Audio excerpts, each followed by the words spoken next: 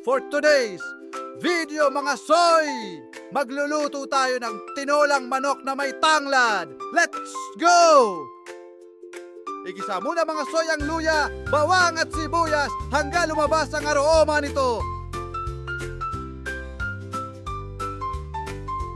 Pagpasensyahan nyo ng mga soy, medyo makalat, ha ha ha ha.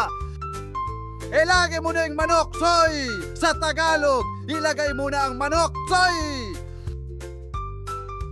Kabagal na pa mo maglaging manok, soy! Ha ha ha ha!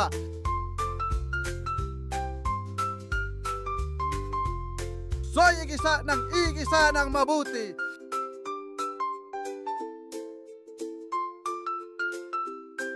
Nakalimutan natin ang bawang sorry na soy! Wah ha ha ha!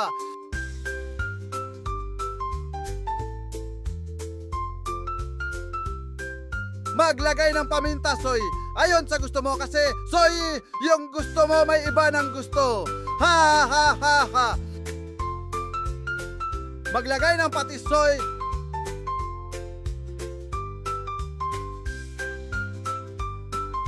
Maglagay, soy, ng isang truck na tubig. Ha ha ha. Hintayin kumulo, soy, at ilagay na ang tanglad.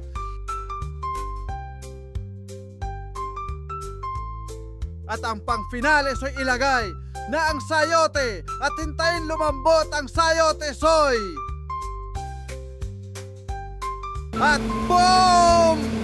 Luto na, soy, ang tinolang may tanglad. Manganta na mga soy, niyaman na ken sa ken.